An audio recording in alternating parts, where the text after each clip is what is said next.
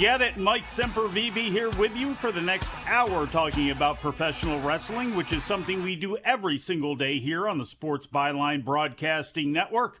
Tune in, iHeart, American Forces Radio, sportsbyline.com, all of our over-the-air affiliates. Maybe you're listening via podcast or video streaming on Twitch or YouTube. However you're joining me today, I'd just like to say thank you. Hopefully wherever you are, it's sunny outside. If not, hopefully it's sunny inside your mind. Beautiful day here on my portion of Delmarva. As soon as this show is over, I'm going back outside and sitting in the sun.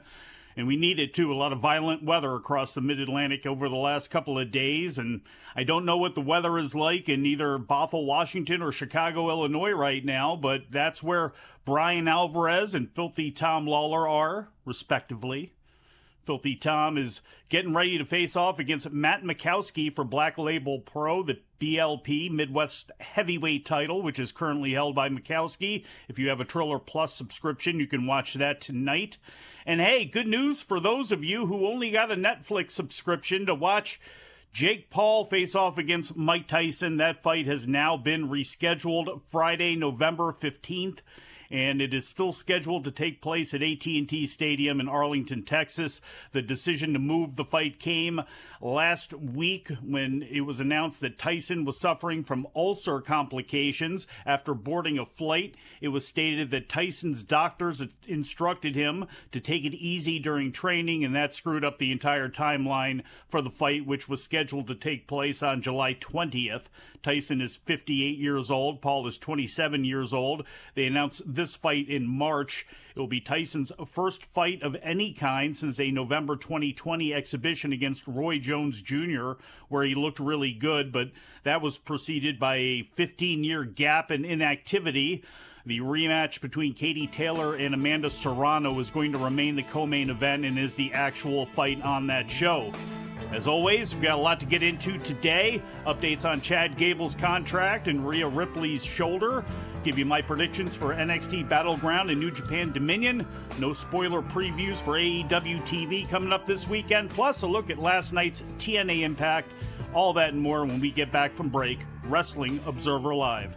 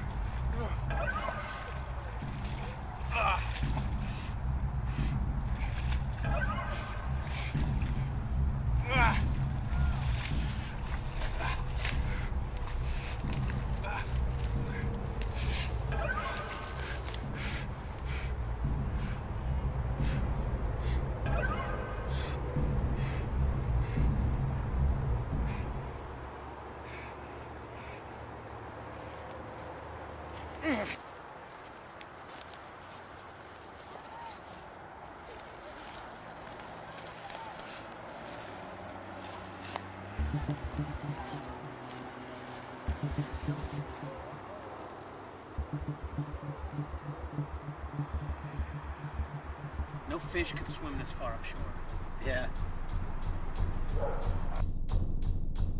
Shoulders ran like the wind, but he could find no peace.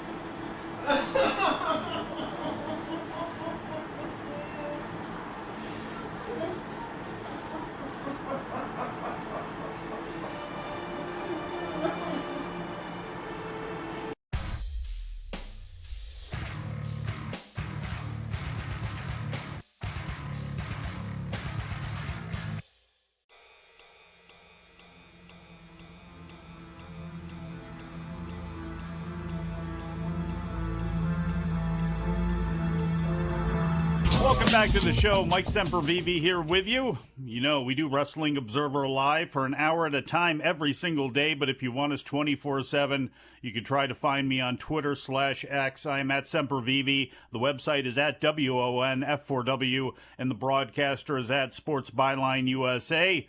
Jim Valley is here with you on Saturdays, starting at 1 p.m. Eastern Time, 10 a.m. Pacific. And on Sunday, Andrew Zarian takes the reins beginning at 6 p.m. Eastern Time, 3 Pacific. I'd also love it if you made the wrestling news part of your day. Everything you need to know to get your day started or get you up to date or get you to your favorite wrestling review pod that's long form like Wrestling Observer Radio. Every single day of the year, we can find the wrestling news wherever you find your favorite podcasts, or head over to thewrestlingnews.com and at Wrestling News AV on Facebook and Twitter. And while you're at it, if you love pro wrestling, patreon.com/MidAtlanticPod. Chad Gable is a potential free agent, and he has drawn the attention of both WWE and AEW. The headline, it is what it is there. But this was posted up to the website earlier on today by Josh Nason. According to recent reporting by Fightful, Gable's current WWE deal is set to expire soon. In this week's Wrestling Observer newsletter, Dave Meltzer reports that WWE has made an excellent offer to keep Gable. Meltzer adds that if Gable's deal expires, there are key people within AEW that are pushing Gable to Tony Khan. Fightful Sean Ross Sapp stated that he has also heard about internal discussions within AEW about Gable, but did not have an update on his current contractual status. There have been zero indications to this point that Gable is leaving. Gable is currently involved in a heavily pushed storyline with WWE Intercontinental Champion Sami Zayn, and he'll be challenging Zayn for the title at next weekend's Clash at the Castle. The 38-year-old Gable began in the WWE system in 2013 after signing a developmental deal following his outstanding run as an amateur and a very brief stint on the indie circuit. Gable has held the WWE Raw and SmackDown Tag Team titles in addition to the NXT Tag Team title during his career. If I'm WWE, I do not want to let Chad Gable go. And certainly he is not at the level of a Roman Reigns, a Cody Rhodes, somebody of that ilk, Randy Orton. But that's a guy that's got an impeccable record inside and outside the ring. You see his ring work. You see how good he is. He's never injured. There's never any drama from him. There's never any trouble. His intensity and training, his work ethic, how he carries himself are all positive examples for the company. And hey, even WWE trusted he and Otis enough to do a Snickers commercial, so there's that too. But once his in-ring career is over, I bet that Gable has the aptitude to do pretty much just about anything he wants in professional wrestling. In front of the camera, he could be a manager and one that could take bumps, depending on how his career ends. A bumping manager is really important if they're a good one. And he's a menace on the microphone. He's proving he can do that. So could he play an authority figure role down the line if you wanted? He absolutely could. Behind the scenes, as a trainer, obviously, he fits the bill. His old tag team partner, Jason Jordan, has flourished in the role of an agent. Maybe he could do that and maybe just be a scout. Jerry Briscoe, for years and years, would travel around and be the guy that would forge relationships with college coaches like the University of Minnesota's Jay Robinson, and that's what ended up opening the doors and making it a lot easier for people like Shelton Benjamin and Brock Lesnar and many others to slide into the system. And granted, with the NIL deals that they have, with how they go about doing things, things are a little bit different. We know that William Regal is active in going to Japan and scouting talent and looking around for talent. And I'm sure that there are other people there that have their eyes open and pay attention to the independent scene. Steve Corino's kid, Colby, has been on the scene forever. I'm sure Steve pays attention to what's going on there. But, that's another role when it comes to amateur wrestlers, or being a liaison for amateur wrestlers coming in. I think Chad Gable would be somebody I'd really want to hold on to for that purpose as well, too. It's not just about professional wrestling and the performance in the ring in some cases when it comes to these deals. It's about people's personal enjoyment and what makes them happy, what works for them, and also how a company sees somebody. And I think, Chad Gable is just somebody that is very valuable. He's just coming into his own right now. He's had Surety G. He's had a lot of nonsense over the course of his career. Things could not be better for him right now. Much like Drew McIntyre in his situation, much like Damian Priest and him in his situation, all people who's, reportedly have, their contracts have been coming up. And, at the time they have, things couldn't be going any better for them. So I don't see Chad Gable leaving WWE. If he is let go for some reason or he is looking to do something different, it's a no-brainer. Tony Khan should not need cajoling or pushing into signing Chad Gable. Will Gable make a massive difference when it comes to ratings or pay-per-view buys? Probably not, no. But would I really like to see he and Samoa Joe? Yeah, yes it would. And would he be valuable for AEW for all of the reasons that I just gave you about WWE? Absolutely. Absolutely, that would be the case. Now, moving on to Rhea Ripley and her recovery. Also in the Wrestling Observer newsletter today, Dave Meltzer provided an update. He says, quote, Ripley is rehabbing her shoulder rather than having surgery. Right now, she's not scheduled back for SummerSlam, but we were also told if she heals up faster than expected, or if the storyline changes to where they need her for an appearance, it's still possible. If rehab can't mend the shoulder enough, she could need surgery, end quote. In April, Ripley was forced to vacate the Women's World Championship. She cut a promo vowing that when she returned, she would be out for blood and would be coming back for her title, which is now held by Liv Morgan, who is now trying to hold Rhea's former man, at least on screen, Dominic Mysterio, in Liv's hands, going all after Dom, sliming up to him. So SummerSlam is in Cleveland on Saturday, August 3rd. The timing of her injury was really bad because you had this, divide start happening in Judgment Day. You had Damian Priest, who looks like he's going to flip babyface. You had Drew McIntyre. You had Carlito being brought in. You had all these things that were going to be swirling around that were going to probably build to a big crescendo and then blow itself off. And it's unfortunate that Rhea's hurt. Hopefully, rehab does take care of it, because the longer you put off surgery, if the rehab doesn't take, then she's going to be out for a whole lot longer. And that's really disappointing, because I really think next year, if you wanted to do it and you built it up right, I don't think it would take much to have Bianca Belair and Rhea Ripley close the show at one of the nights of WrestleMania. Now, by that point, Charlotte Flair will be back and on the scene. And again, I would much rather have, as a timer goes off here, I would much rather have Bianca Belair against Rhea Ripley. But again, with Charlotte in the mix, possibly by that point, to do Rhea and Charlotte again to close out one of the nights of WrestleMania, I'm sure that's something Charlotte Flair would love to do. When it comes to the actual TV for WWE, SmackDown is tonight from the Yum Center in Louisville, Kentucky. They were doing advertising, and I'm not sure if anybody saw this, where you could pay a certain amount of money and sit in a skybox with, Rose Namajunas, I think. I forget who it is, and like other UFC luminaries. So that all that sort of crossover stuff and figuring out new ways to get more money out of people by having, live on-scene events taking place and all the other gimmicks and bells and whistles and all that sort of stuff. TKO, trying to pull out all the stops here. They have added Cody Rhodes to the show. He'll be making an appearance after last week he was splattered all over ringside by AJ Styles after Styles faked his retirement. They have advertised 3 matches for the show, and 2 of them seem to be building to tag title matches at Clash at the Castle. Indy Hartwell against Jade Cargill and Johnny Gargano against Grayson Waller.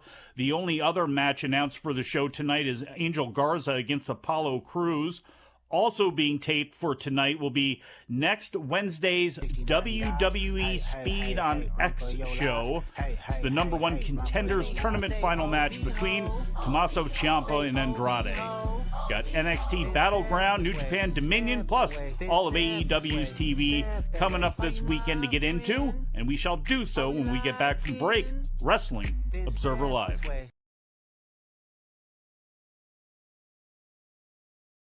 First thing to say, my champion is black.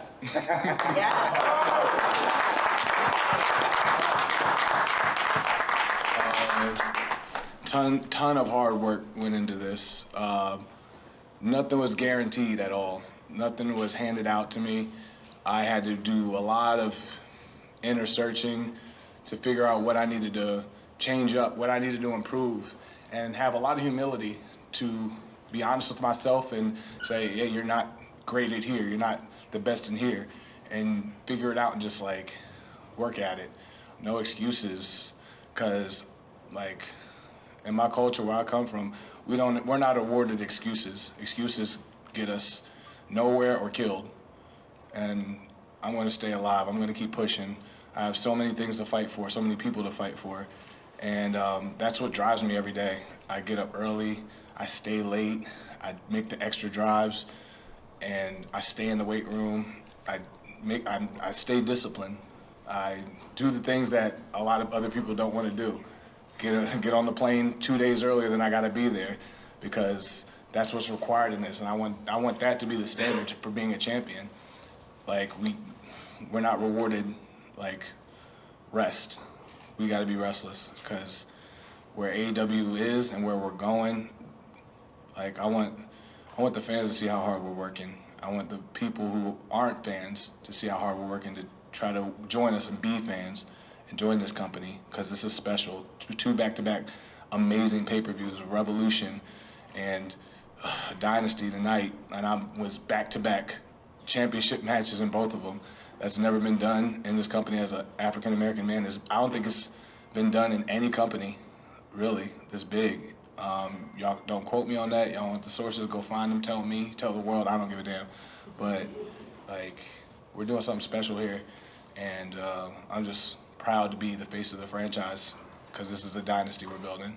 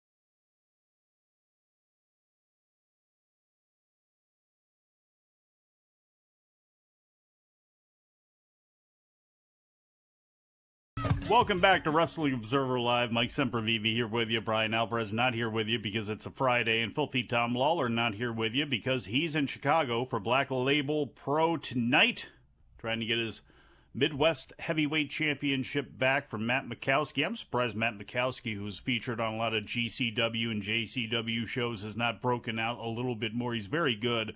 Although, then again, I'm very surprised that Jordan Oliver has not actually broken out somewhere and has not signed on with an NXT or an ROH/AEW. But notable also in the newsletter, I saw this because my friend and co-host of the Adam and Mike Big Audio Nightmare, which is a Japanese wrestling radio show for subscribers over at f4wonline.com, pointed out that in the newsletter today, Dave Meltzer is saying that it is possible that Marshall and Ross Von Erich may have interest in signing on with AEW/ROH. They could use it, at this point. And I don't want to say you need to kind of like crap or get off the pot here, but it's been over a decade now since these guys have hit the scene, and they have gotten better over the years, but they don't work enough. They don't work on the regular. They don't work with enough teams. They just don't. And as of this point, they're really still kind of a novelty.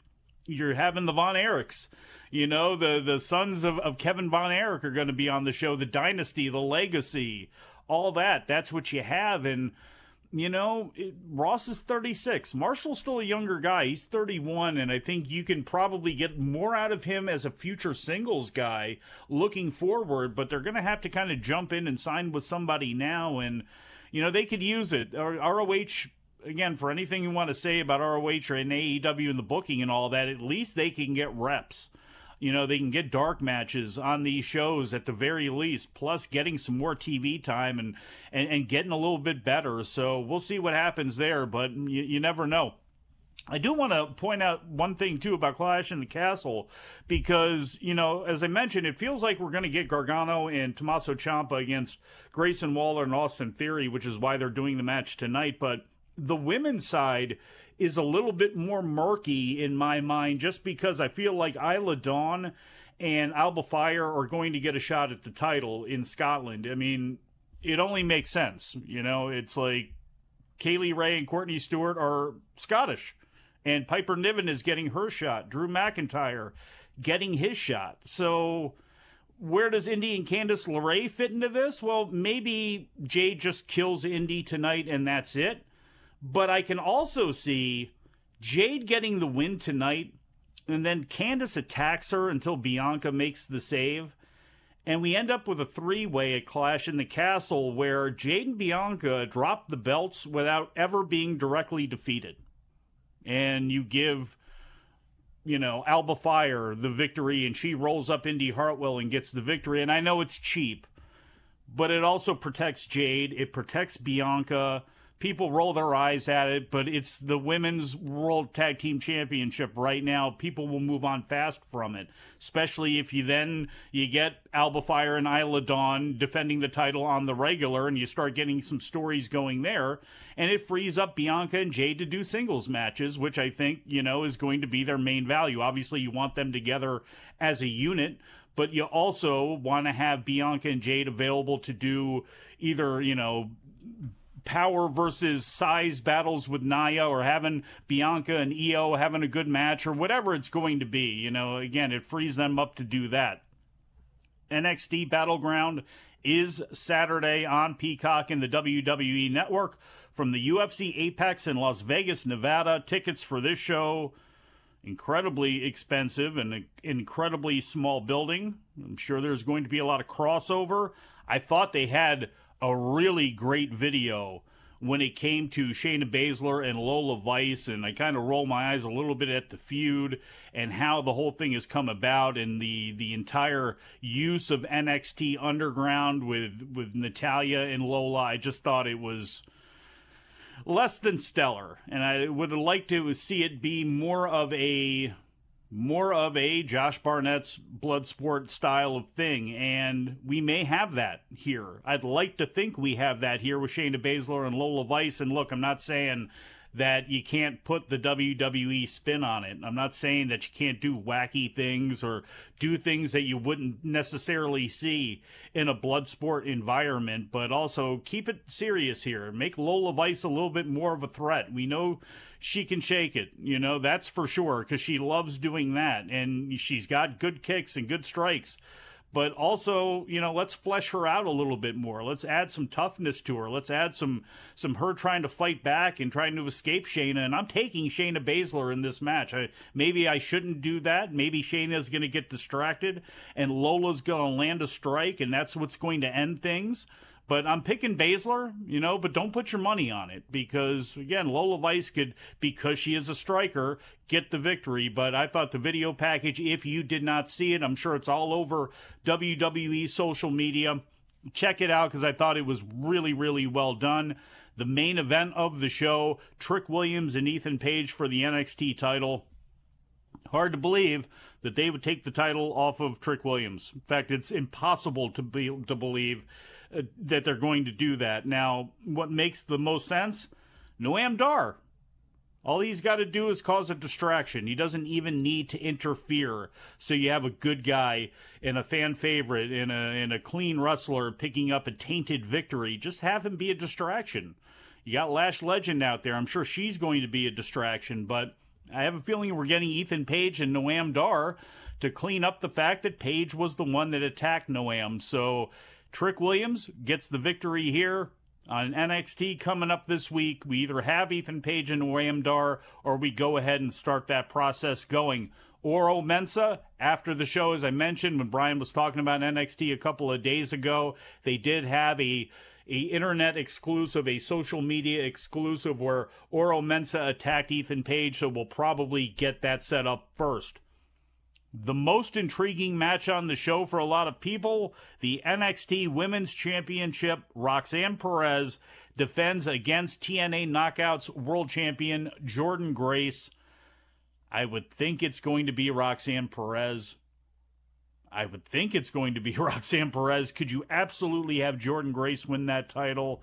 Yes, you could, because it's only coming up next week, and if we got enough time later on, I'm going to get to TNA Impact last night and their build towards Against All Odds coming up next Friday, June 14th. For those people who are subscribers to TNA Plus, it is available as part of your subscription. I'm sure it will be available through other means as well too, as a one-time pay-per-view buy. I would assume it will be available that way as well, but there is a lot of talk of WWE participation on that show. There's going to be something with WWE, at least that is the buzz going on right now. So if Roxanne Perez, who's scheduled right now for an open challenge for that show coming up on June 14th to defend her Knockouts title, could she win the title here and then have somebody from NXT stroll on in, whether it be Roxanne Perez again or somebody else, to take the title back off of her? That is very possible. Michin, as an example, is doing things in NXT right now alongside the OC. She's somebody that is a tie that binds to TNA. So could you have her do something like that? Who's to say? We'll have to see what they do here, but as of now, I'm taking Roxanne Perez, but I wouldn't be surprised and fall over if Jordynne Grace wins the match. NXT Tag Team title, Axiom and Nathan Frazier against Carl Anderson and Luke Gallows. Yeah, I mean, I could see the OC winning, if you want to keep Anderson and Gallows down there and be bullies and thugs to, the young guys coming up and pushing around guys like Axiom and Frazier. You could do that, but I'd like to see Axiom and Nathan Frazier get the victory. I mean, let's be honest, the OC could continue to do that anyway without holding on to the belts. I like Axiom and Nathan Frazier as tag team champions. North American Triple Threat title match, Obafemi against Joe Coffey and Wes Lee.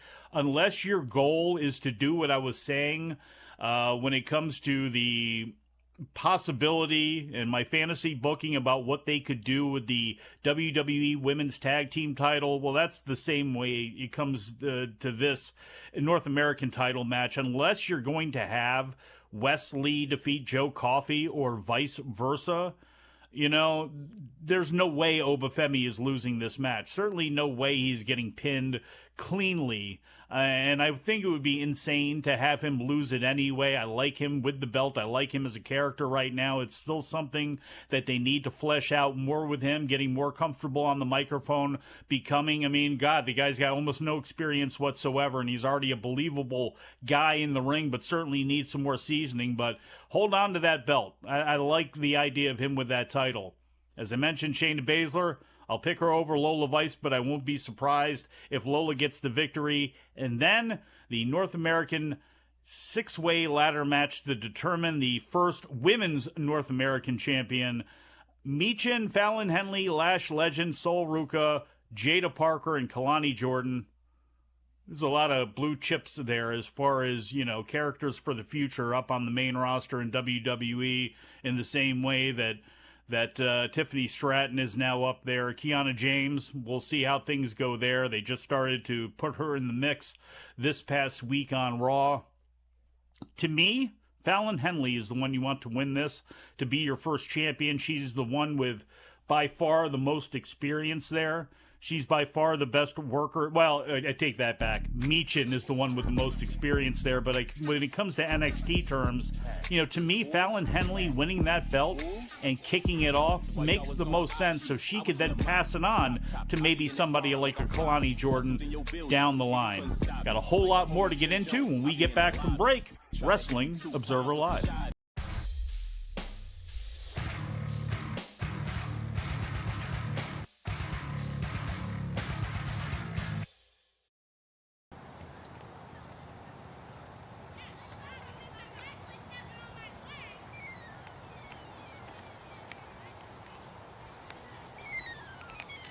Green Hill? Hello? He's escaped. Do you know which way he was headed? Okay, thank you. Thank you very much. Shoulders.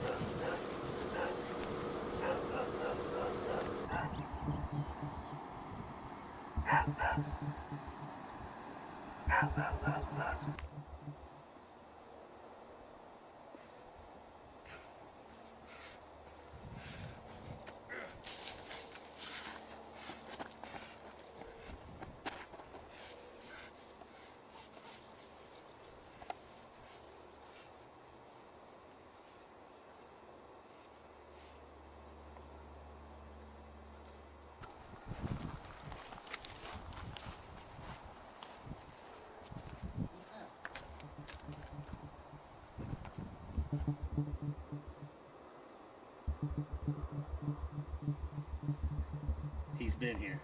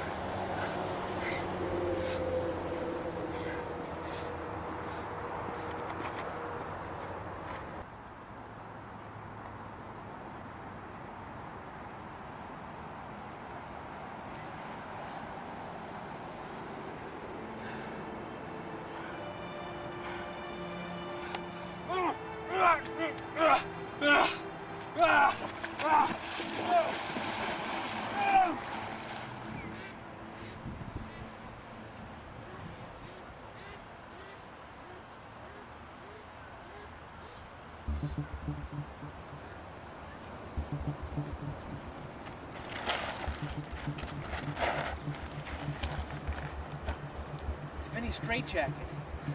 You're getting close.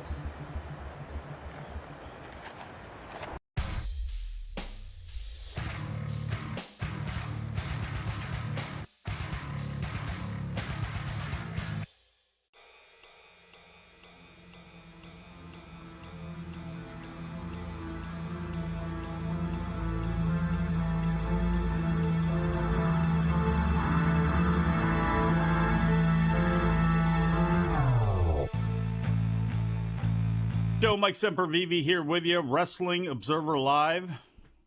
Ratings news. Wednesday's episode of AEW Dynamite drew 790,000 viewers to TBS, according to WrestleNomics.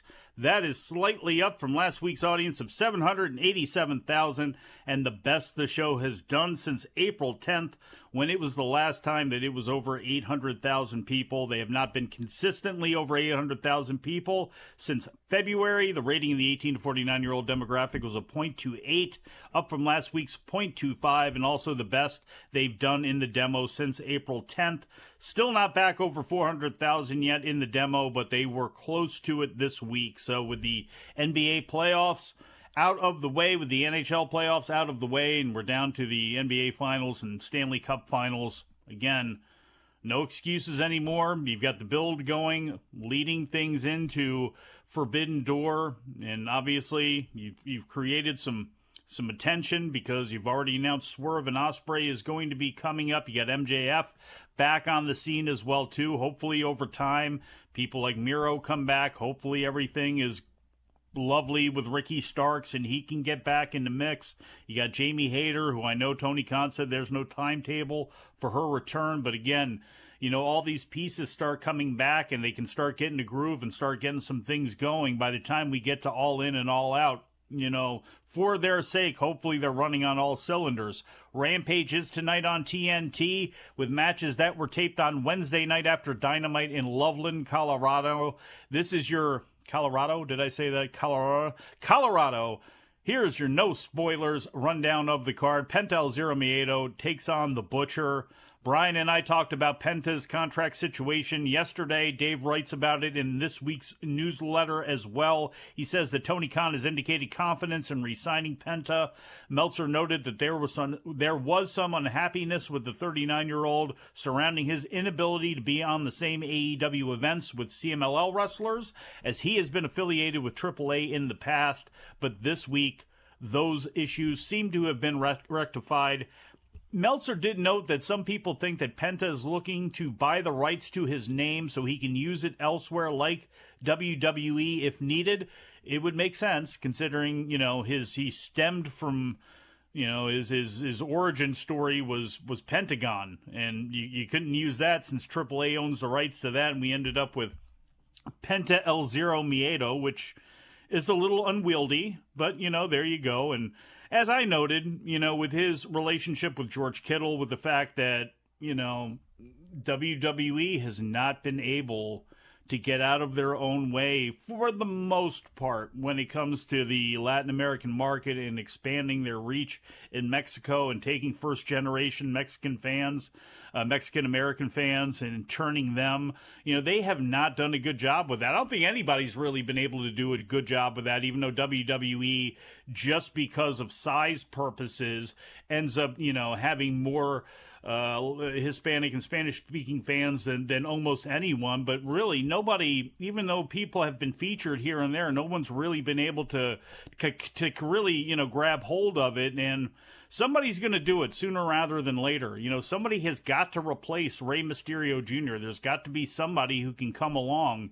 And, do they look at Penta for that purpose just because of the NFL stuff? It's possible. So he's in a good spot right now. I digress, though. The Acclaimed will face off against Hunter, Gray, and Parviz. Not Parvo. Parviz. I don't know.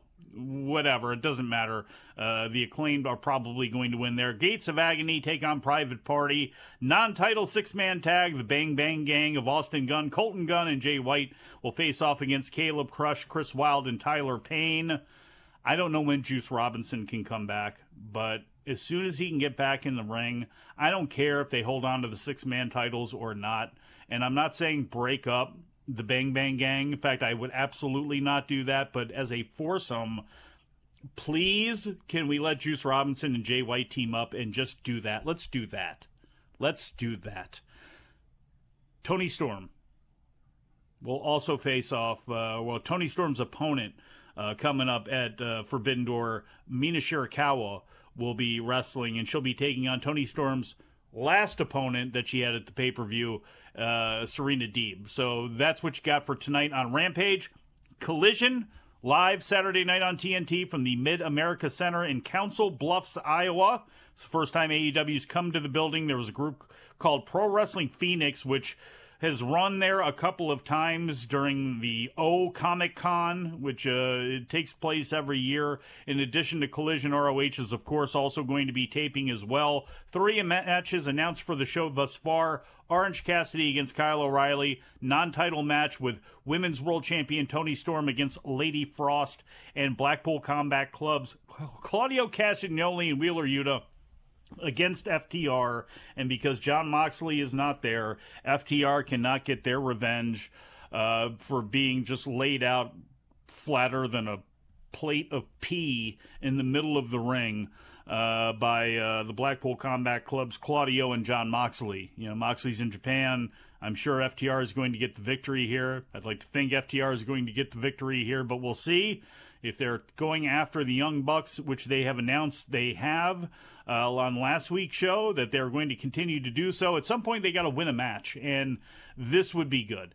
As far as attendance for this show, apparently there are still over 1,000 tickets roundabouts available according to WrestleTix. About 1,600 have been distributed as of far, and that's going to be tomorrow night, Saturday night, in Council Bluffs, Iowa. Tony Khan on Thursday announced via his social media that Mercedes Moné will wrestle next Wednesday on AEW Dynamite, which is being held in Des Moines, Iowa. Moné will be defending her TBS title against CMLL's Zeusis. Monet is also slated to defend the TBS title against Stephanie Vacker at Forbidden Door. New Japan Pro Wrestling, Dominion, Saturday, Osaka Castle Hall. Double main event. The 31st annual Best of the Super Juniors final is going to be the actual main event of the show, El Desperado against Taiji Ishimori. First time a junior heavyweight match will headline a major show, and they're doing it without champions involved, and they're doing it over top of an IWGP World Heavyweight title defense. Desperado lost the 2020 and 2022 finals to Hiromu Takahashi. Ishimori, the only time he was in the finals was in 2018, where he also lost to Hiromu Takahashi. With the exception of Hiromu, these are the two guys that have been the backbones of the New Japan Junior Heavyweight division now for years. Lifetime, they're 2-2 against each other in singles matches, which that's how you use stats. It's not to be put up on the screen every week so you can counter wins and losses. This is how you use stats in pro wrestling. You use them in a sporting way.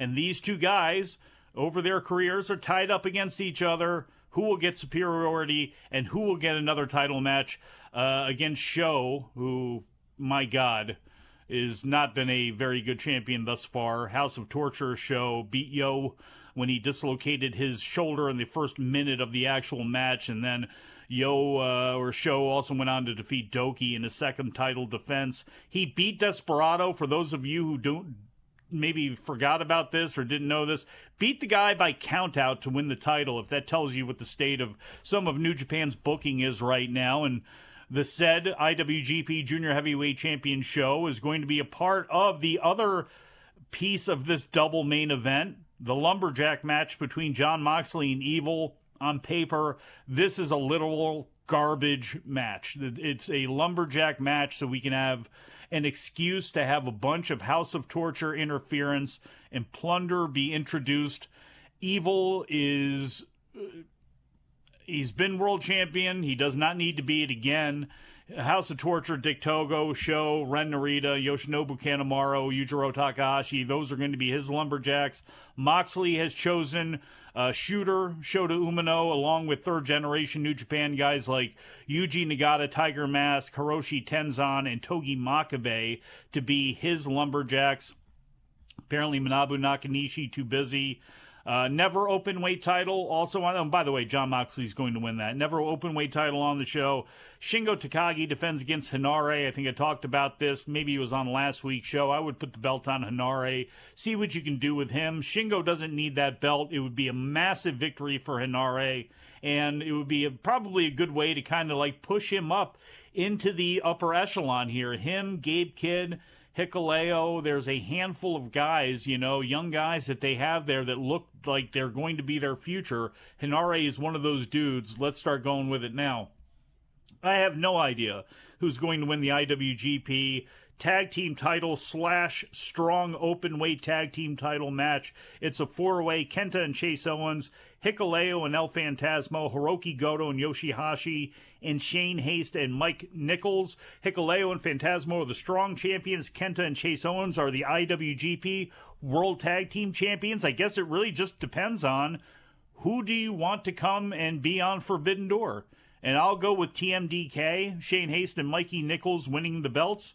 It would only make sense that they, alongside their partner in that group, Zack Sabre Jr., maybe also alongside one of their partners, Kosei Fujita, they appear on a Dynamite or a Rampage or a Collision or all three leading into Forbidden Door, because I would believe there's going to be an IWGP tag title defense, and I also believe that Zack Sabre Jr. is going to be on that show as well, too. So there you go. Knock out a bunch of birds with those stones. New Japan World Television title, Jeff Cobb against Tomohiro Ishii. Hopefully Jeff Cobb wins that match. Never openweight six-man tag team title match, Hiroshi Tanahashi, Toru Yano, and Oleg Boltin against Yota Tsuji, Hiromu Takahashi, and Bushi. The only reason I could see the titles changing in this match is because then you have LIJ all belted up when they come over to the States for Forbidden Door, because I don't know how you can have an event here if Hiromu Takahashi and Tsuji are not on there. So I'm assuming they're going to come over to the States. So again, You don't have to change the belts, but if they do, that's probably the reason why. I don't know what Stormcatch rules are for the King of Pro Wrestling 2024 title, nor do I care. It's a waste of Yuya Uemura and Great Okan, but they will be facing off again for Uemura's title. Zack Sabre Jr., Robbie Eagles, and Kosei Fujita will face Clark Connors, Drilla Maloney, and LJ Cleary. I think TMDK gets the victory there.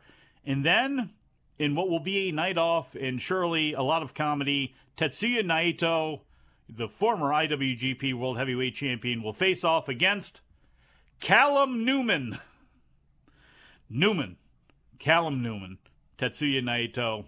My money's on Tetsuya Naito. Impact was last night on Access. It was episode number 1307, their 20th anniversary episode of their debut at Universal Studios. Actually, I don't know if there was their debut at Universal, but Impact kicked off on the Fox Sports Networks on June 4th, 2004. It was taped on June 3rd, and bottom line is, with this show, we are leading into Against All Odds, and as I mentioned, even though they did note and run a video package with Jordan Grace talking about her match coming up against Roxanne Perez, they didn't beat you over the head with it. And as I mentioned earlier, Grace has got an open challenge for her Knockouts World Championship coming up on June 14th in Chicago. Also on that show, Moose against Matt Hardy, Brian Myers and Eddie Edwards against the Nemeth brothers for the tag titles, Mustafa Ali against Trent Seven for the X Division title, and Mike Santana and Steve Macklin against the Rascals. Be back to put a bow on this thing when we get back. Wrestling Observer Live.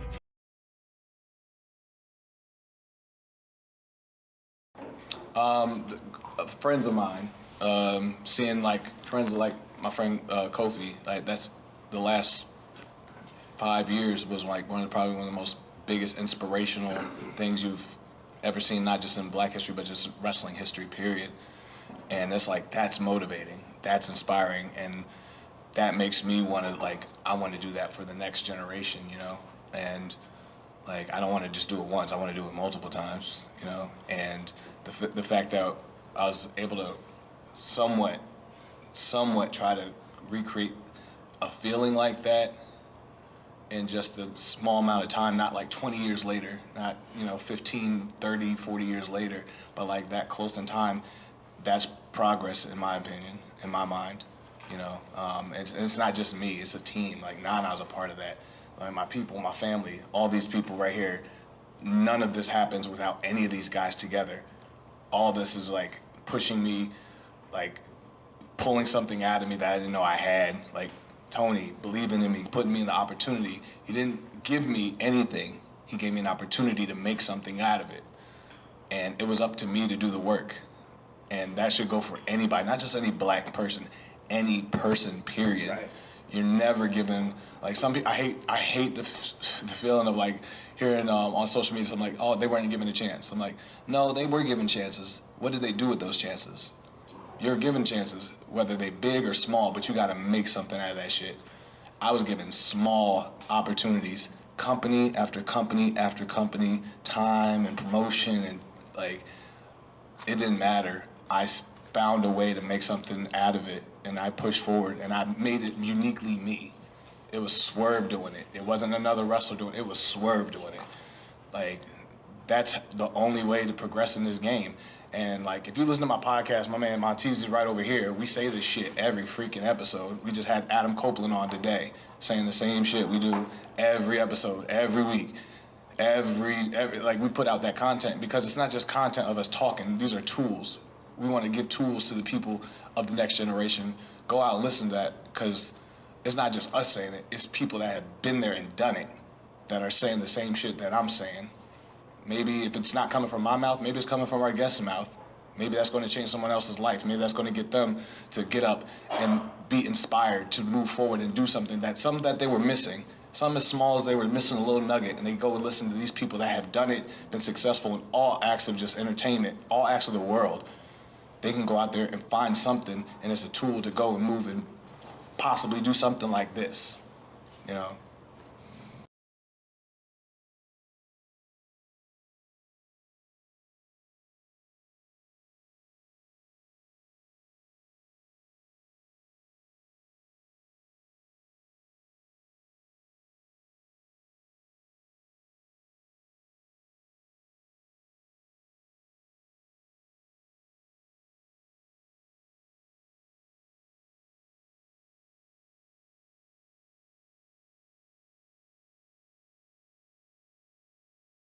Welcome back to the show. Mike Sempervive here with you, Wrestling Observer Live.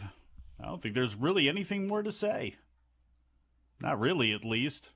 End of this week. Trying to go outside into the sun here very shortly. Not a whole lot to get. There really was not a whole lot of consequence when it came to the actual anniversary of Impact being celebrated on the show. There were no old clips. There were just mentions by, like, Tom Hannafin a couple of times. Like, you know, in the opening match, Jake something defeated, who was it? It was, defeated Connor. With the Into the Void that he does. And it's like, it's an homage to Abyss on the first show using the Black Hole Slam to defeat Shark Boy. But there really, other than that, there really wasn't anything else. It was just about them setting up things for Against All Odds. And Steph DeLander did an interview with Gia Miller talking about PCO being smitten with her because he gave her a black rose and a do you like me letter that said we or non on it. And before she had a chance to answer, Xia Brookside ran out and was giggling about and told Steph to think about it because PCO was just so insanely sweet. If this is not leading towards Mance Warner and PCO murdering each other in some sort of way, I don't want to deal with this thing. I don't.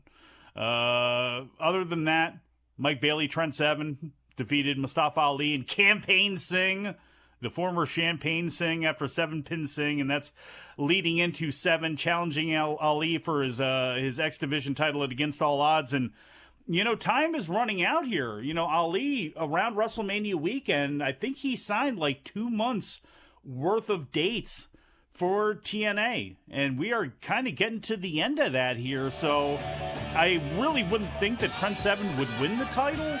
But then again, if you don't have Ali locked up, and you definitely have Seven locked up, maybe you go in that direction. I don't know. AJ Francis also won the digital media title, thank God. Laredo Kid, he didn't deserve to have that. And I deserve to get out of here. Go enjoy some of this sun. I want to thank producer Daniel. I want to thank producer John. And I want to thank all of you out there for listening and watching. We shall talk to you again after a while.